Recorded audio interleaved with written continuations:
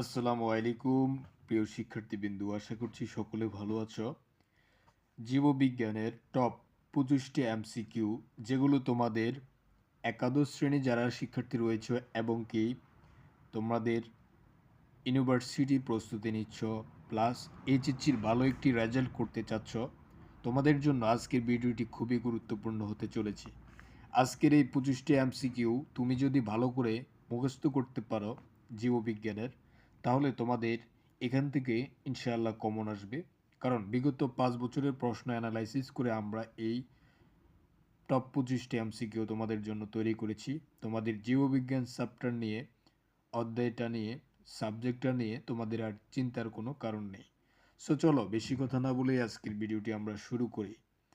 জীববিজ্ঞান 25টি এমসিকিউ। দেখো, 1 নম্বর, আলু গাছের দেহে ডিপ্লয়েড ক্রোমোজোমের সংখ্যা কতটি? 48টি। আমার সাথে তোমরা মুখস্থ করে ফেলবে, যাতে করে তোমাদের আর পরবর্তীতে নতুন করে আর কোনো কিছু পড়তে হবে না। সো দেখো, আলু গাছের দেহে ডিপ্লয়েড ক্রোমোজোমের সংখ্যা কতটি? 48টি। আলু গাছের দেহে ডিপ্লয়েড ক্রোমোজোমের সংখ্যা কতটি? 48টি। আলু গাছের দেহে ডিপ্লয়েড ক্রোমোজোমের সংখ্যা হচ্ছে 48টি। এরপরে দেখো, এন্টারফেজ কার অংশ? তোমরা বিগত ক্লাসগুলো যারা করনি টপ 25টি এমসিকিউ, তারা অবশ্যই করবে। আমরা একটি সিরিজ আকারে ভিডিওগুলো আপলোড করব, যাতে করে তোমরা জীববিজ্ঞান, বাংলা, এরপরে তোমাদের যে সাবজেক্টগুলো রয়েছে, কয়েকটি সাবজেক্ট তোমাদেরকে খুব সুন্দরভাবে এমসিকিউগুলো সলভ করাবো। বিগত বছরের এমসিকিউগুলো প্লাস টপ এই 25টি এমসিকিউ।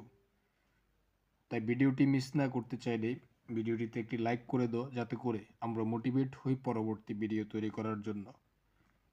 ইন্টারফেজ কার অংশ? কোষ চক্রের অংশ হচ্ছে এন্টারপ্রেজ। এন্টারপ্রেজ কার চক্র? কোষ চক্রের পেজ হচ্ছে এন্টারপেজ। তাহলে জীব ও জড়ের সূত্র যোগসূত্র বলে বিবেচিত ভাইরাস কি? জীব ও জড়ের যোগসূত্র বলে বিবেচিত ভাইরাস। ভাইরাস হচ্ছে যোগ, জীব ও জড়ের যোগসূত্র বলে বিবেচিত হয়েছে ভাইরাস, মনে রাখবে।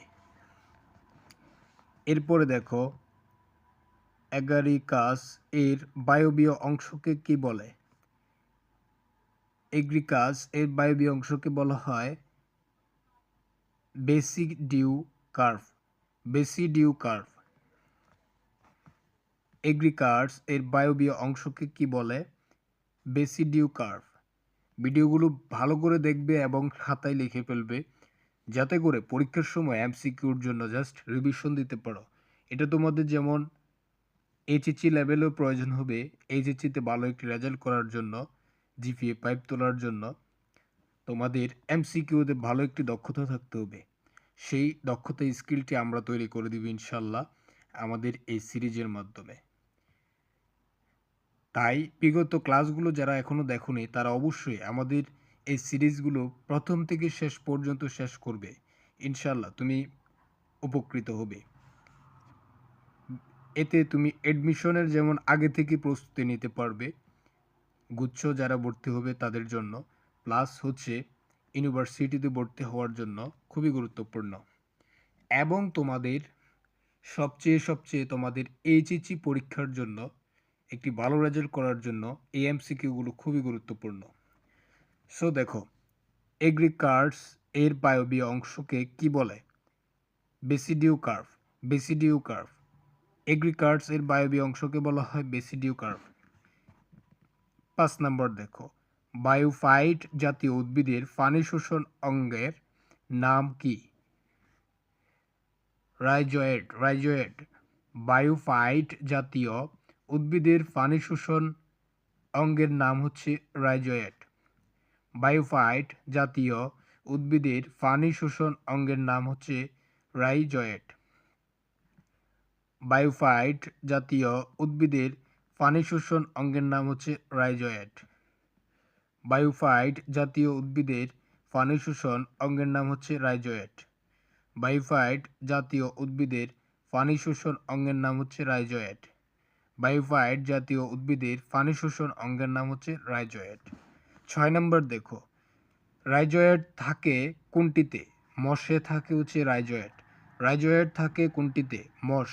রাইজোয়েট থাকে কোনটিতে? মশ। রাইজোয়েট থাকে কোনটিতে? মশ।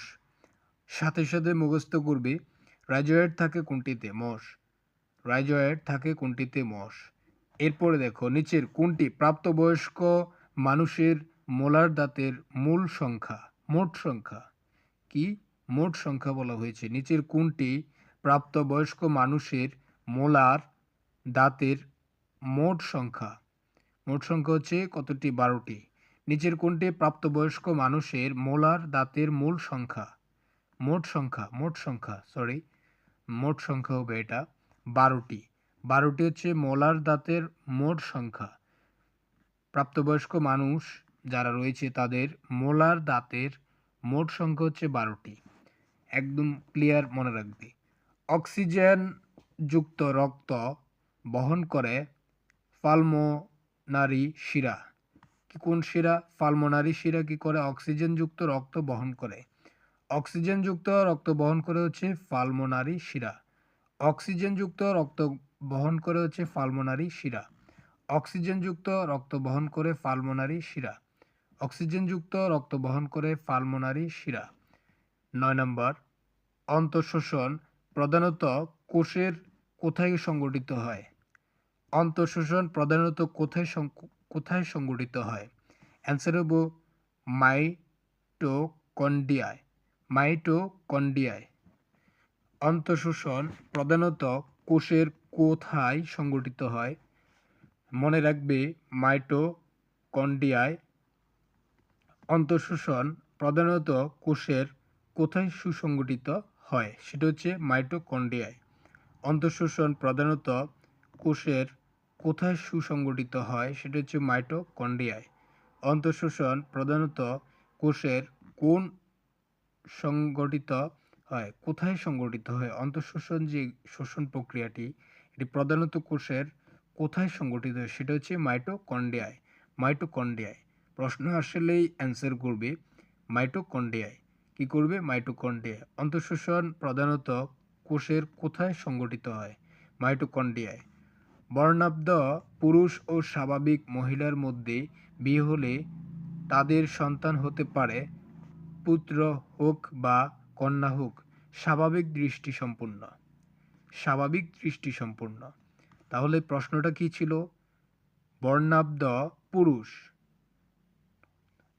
ও স্বাভাবিক মহিলার মধ্যে বিয়ে হলে তাদের সন্তান হতে পারে না পুত্র হোক বা কন্যা হোক স্বাভাবিক দৃষ্টি সম্পন্ন। বর্ণাঢ্য পুরুষ এবং স্বাভাবিক মহিলার মধ্যে বিয়ে হলে তাদের সন্তান হতে পারে না।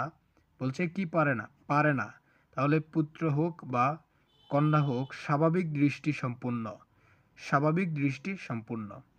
স্বাভাবিক দৃষ্টি সম্পন্ন। বর্ণাঢ্য পুরুষ ও স্বাভাবিক মহিলার মধ্যে বিয়ে হলে তাদের সন্তান হতে পারে না পুত্র হোক বা কন্যা হোক স্বাভাবিক দৃষ্টি সম্পন্ন হতে পারে না। ঠিক আছে।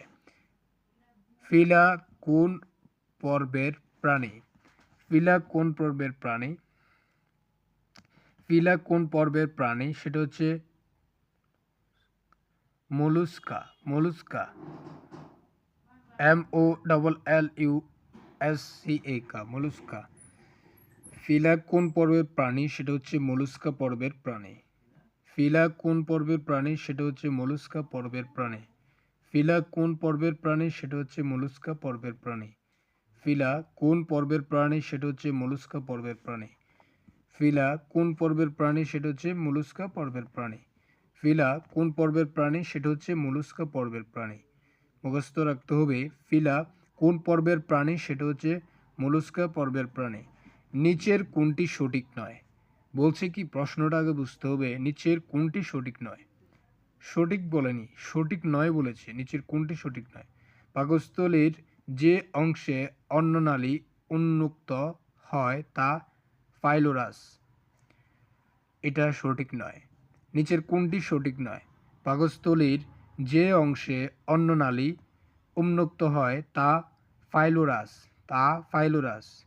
পাকস্থলীর যে অংশে অন্ননালী উন্মুক্ত হয় তা ফাইলোরাস। পাকস্থলীর যে অংশে অন্ননালী উন্মুক্ত হয় তা ফাইলোরাস। নিচের কোনটি সঠিক নয়? অ্যান্সার হবে পাকস্থলীর যে অংশে অন্ননালী উন্মুক্ত হয় তা ফাইলোরাস। নিচের কোনটি সঠিক নয়? অ্যান্সার হচ্ছে পাকস্থলীর যে অংশে অন্ননালী উন্মুক্ত হয় তা ফাইলোরাস। পাকস্থলীর যে অংশে অন্ননালী উন্মুক্ত হয় তা ফাইলোরাস। কোনটি লেবিয়াম এর অংশ নয়? কোনটি লেবিয়ামের অংশ নয়? সেটি হচ্ছে গেলিয়া। কোনটি লেবিয়ামের অংশ নেই? সেটি হচ্ছে গেলিয়া। কোনটি লেবিয়াম এর অংশ নয়? সেটি হচ্ছে গেলিয়া। কোনটি লেবিয়াম এর অংশ নয়? সেটি হচ্ছে গেলিয়া। কোনটি লেবিয়ামের অংশ নয়? সেটি হচ্ছে গেলিয়া। কোনটি লেবিয়াম এর অংশ নয়? সেটি হচ্ছে গেলিয়া। কোনটি লেবিয়াম এর অংশ নয়? সেটি হচ্ছে গেলিয়া। কোনটি লেবিয়ামের অংশ নয়? সেটি হচ্ছে গেলিয়া। এরপরে হচ্ছে 13 নাম্বার পর আমরা 14 নাম্বার দেখব। সবচেয়ে ক্ষুদ্রাকার আবৃতবীজী উদ্ভিদ হলো হুলফিয়া। সবচেয়ে ক্ষুদ্রাকার আবৃতবীজী উদ্ভিদ হলো WOLFIA হুলফিয়া। সবচেয়ে ক্ষুদ্রাকার আবৃতবীজী উদ্ভিদ হলো হুলফিয়া। সবচেয়ে ক্ষুদ্রাকার আবৃতবীজী উদ্ভিদ হলো হুলফিয়া। সবচেয়ে ক্ষুদ্রাকার আবৃতবীজী উদ্ভিদ হলো হুলফিয়া। সবচেয়ে ক্ষুদ্রাকার আবৃতবীজী উদ্ভিদ হলো হুলফিয়া। সবচেয়ে ক্ষুদ্রাকার আবৃতবীজী উদ্ভিদ হচ্ছে হুলফিয়া। সবচেয়ে ক্ষুদ্রাকার আবৃতবীজী উদ্ভিদ হচ্ছে হুলফিয়া। সবচেয়ে ক্ষুদ্রাকার আবৃতবীজী উদ্ভিদ হচ্ছে হুলফিয়া। সবচেয়ে ক্ষুদ্রাকার আবৃতবীজী উদ্ভিদ কোনটি? হুলফিয়া। খাদ্য জমা করে রাখা কোন টিস্যুর কাজ? খাদ্য জমা করে রাখে কোন টিস্যুর কাজ? খাদ্য জমা করে রাখাটা কোন টিস্যুর কাজ?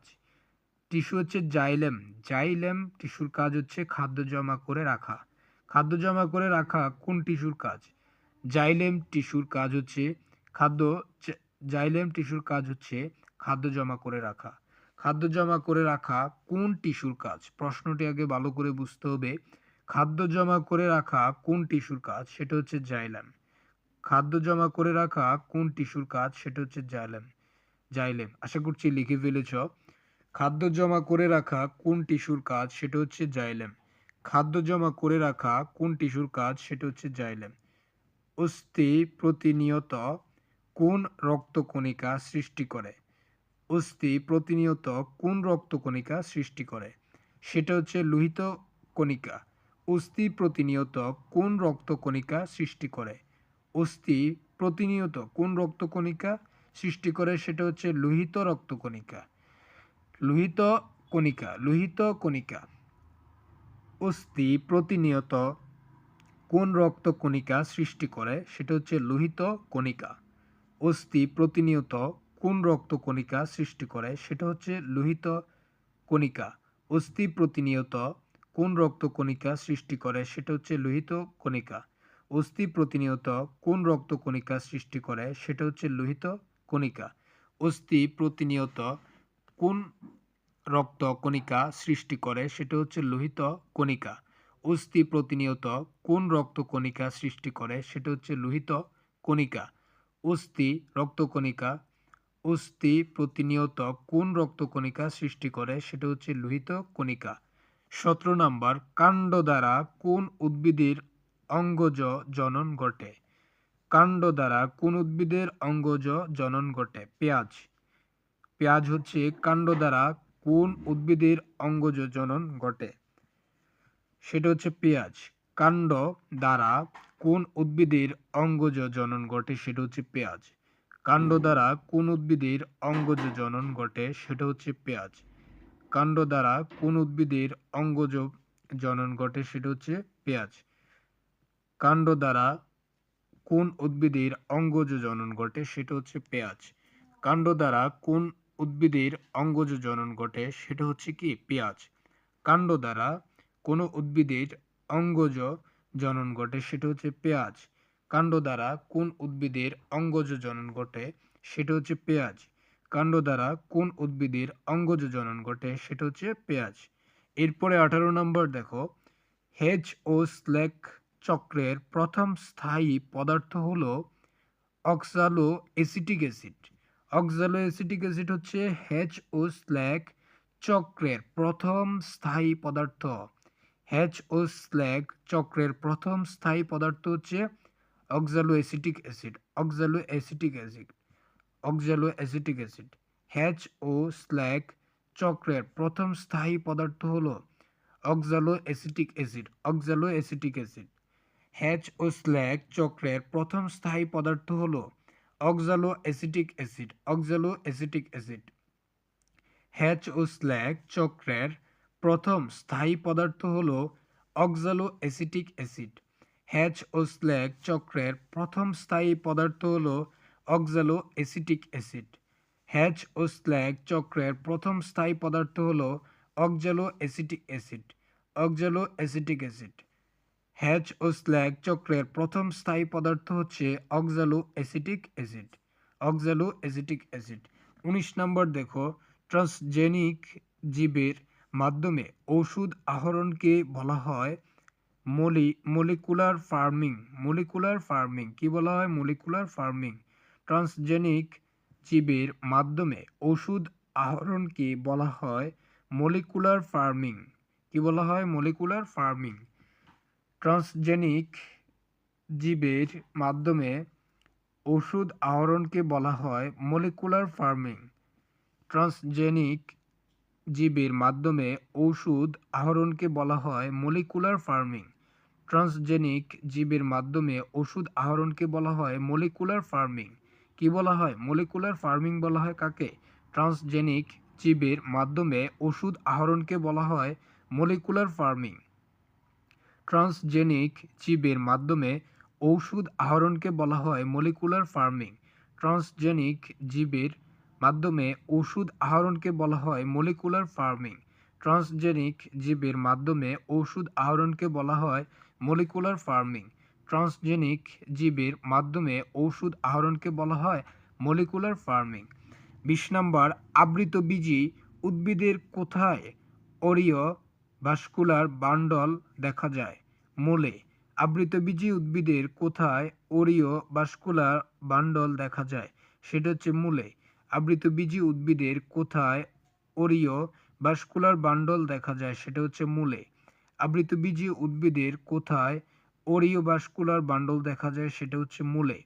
আবৃতবীজী উদ্ভিদের কোথায় অরীয় ভাস্কুলার বান্ডল দেখা যায়? সেটা হচ্ছে মূলে। আবৃতবীজী উদ্ভিদের কোথায় অরীয় ভাস্কুলার বান্ডল দেখা যায়? সেটা হচ্ছে মূলে। আবৃতবীজী উদ্ভিদের কোথায় অরীয় ভাস্কুলার বান্ডল দেখা যায়? সেটা হচ্ছে মূলে। আবৃতবীজী উদ্ভিদের কোথায় অরীয় ভাস্কুলার বান্ডল দেখা যায়? সেটা হচ্ছে মূলে। আবৃতবীজী উদ্ভিদের কোন জায়গায় কোথায় অরীয় ভাস্কুলার বান্ডল দেখা যায়? সেটা হচ্ছে মূলের দিকে। আবৃতবীজী একটা উদ্ভিদের আবৃতবীজী উদ্ভিদের হচ্ছে অরীয় ভাস্কুলার বান্ডল দেখা যায় হচ্ছে মূলে। তারপর হচ্ছে বায়োগ্যাস প্ল্যান্টে বর্জ্য পদার্থ থেকে উৎপাদিত গ্যাসের প্রধান উপাদান কোনটি সর্বাধিক? CH4। CH4। বায়োগ্যাস প্ল্যান্টে বর্জ্য পদার্থ থেকে উৎপাদিত গ্যাসের প্রধান উপাদান কোনটি সর্বাধিক? CH4। বায়োগ্যাস প্ল্যান্টে বর্জ্য পদার্থ থেকে উৎপাদিত গ্যাসের প্রধান উপাদান কোনটি সর্বাধিক? CH4। বায়োগ্যাস প্ল্যান্টে বর্জ্য পদার্থ থেকে উৎপাদিত গ্যাসের প্রধান উপাদান কোনটি সর্বাধিক? CH4। বায়োগ্যাস প্ল্যান্টে বর্জ্য পদার্থ থেকে উৎপাদিত গ্যাসের প্রধান বা উপাদান কোনটি সর্বাধিক? সেটা হচ্ছে CH4।